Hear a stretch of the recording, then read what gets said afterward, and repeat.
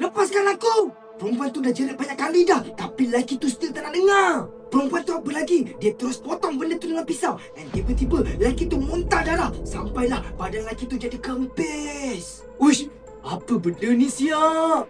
Hey guys! Guys, mesti korang nak tahu kan macam mana boleh jadi macam ni. Apa lagi? Mari saya ceritakan. Ada seorang perempuan muda ni, dia pergi jalan-jalan dekat bandar time-time tengah pagi kan. Biasalah nak settlekan hal kerja semua. Lepas tu dia pergi supermarket nak beli barang. Lepas tu dia pergi repair handphone yang dah retak selama 5 tahun. So bila dah settle semua tu, dia pergilah jalan kaki dekat satu lorong ni. Tapi masa dia jalan kaki dekat satu lorong ni, dia ternampak diorang. Yang buat kita tak senang ya, apabila diorang semua pandang kita. Siap senyum lagi. Muka diorang macam ada satu reaksi je. Diorang pun duduk dalam grup. Dia pun fikirlah kan, apa kepeliknya diorang ni? Tiba-tiba ramai-ramai berkumpul kat sini. Lepas tu tengok aku dengan senyum macam tu pula tu.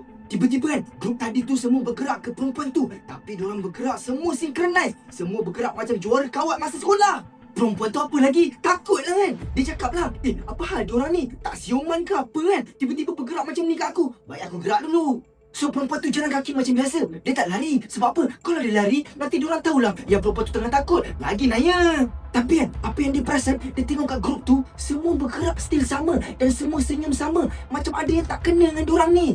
Grup tu berjalan laju gila. Semakin dekat dengan perempuan tu. So perempuan tu terus decide, okay, apa kata, nampak je selekor depan tu. Bila aku masuk selekor je, aku terus lari. Walaupun perempuan tu lari, tapi grup tadi tu, diorang tak lari pun. Diorang jalan macam tadi, still sama.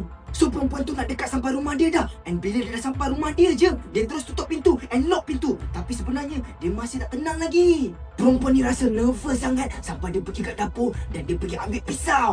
Dia tahulah yang tindakan dia ni macam melampau. Tiba-tiba nak ambil pisau bagai. Tapi apakan daya, hati ni mengatakan perlu ambil. Lepas tu, dia pun rasa tenang sikit. Tapi tiba-tiba, dia rasa nervous balik. Sebab apa? Dia dengar ada orang tekan loceng pula kat luar. So, dia pun letak pisau dekat belakang badan dia. Lepas tu, dia slow-slow pergi kat pintu tu. Dia pun buka pintu. Tapi still ada rantai lock pintu lah. So, dia tengok luar. Ada lelaki businessman yang senyum dekat luar rumah dia. Tiba-tiba lelaki tu cakap, "Cik, sorry ganggu cik. Saya tak ambil masa lama pun. Tapi saya nak tanya, cik pernah dengar kata-kata yang bagus?" Perempuan tu terus geleng kepala. Kalau boleh dia nak cepat habis benda ni. Tiba-tiba perempuan tu terdengar ada bunyi orang ketuk tingkap kaca dekat bahagian belakang. Perempuan tu terus takut. Dan tiba-tiba dia teringat yang muka perempuan tua ni tadi ada dekat dalam grup orang yang kejar dia tadi tu. Maksudnya lelaki tu pun adalah geng diorang. So perempuan tu pun toleh ke lelaki tu. Tengok-tengok tangan lelaki tu jadi panjang gila dan try nak tangkap dia. Perempuan tu try tengok diorang balik. Dan dia nampak macam ada satu benda panjang yang connectkan dengan diorang semua. Macam ada tentacles yang connectkan diorang semua dan kontrol perbuatan diorang. So perempuan tu dia terus lari naik tangga. Dan grup tadi tu pun kejar dia daripada belakang. Tiba-tiba masa perempuan tu tengah lari, tangan lelaki tu dapat tangkap perempuan tu. Dan dia peluk perempuan tu erat gila. Sampai perempuan tu tak boleh nak pergi mana-mana. Grup yang lain semakin dekat dengan dia. Dan dia tengok grup tadi balik. Memang ada banyak tentacles yang connectkan diorang. Dia try tengok mana datang tentacles ni kan. Dan tiba-tiba dia ternampak macam ada satu blok gergasi. Nampak macam organ yang besar dan sentiasa pam darah dekat diorang. So perempuan tu dapat rasa yang sebenarnya blok gergasi tu yang nak dia, yang nak kawal perempuan tu. Tiba-tiba dia teringat yang dia ada pisau dekat dia. So dia pun terus potong tentacles yang berdekatan dengan dia.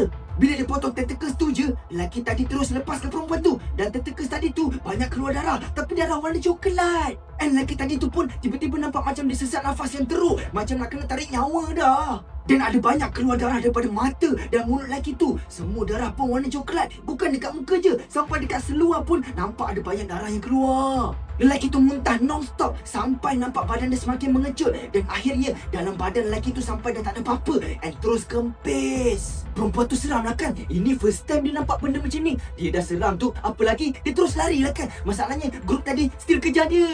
Grup tadi tu kejar perempuan tu lagi laju sampai dipijak-pijak lagi kempis tu. Diorang tak kisah dah. Dan akhirnya diorang semua dapat tangkap perempuan tu. Ada yang peluk dia, ada yang pegang tangan dia sampailah pisau tu terjatuh. Semua orang dalam grup tu semakin dekat dengan perempuan tu. Dan perempuan tu dapat rasakan yang blok gergasi tu pun semakin dekat dengan dia.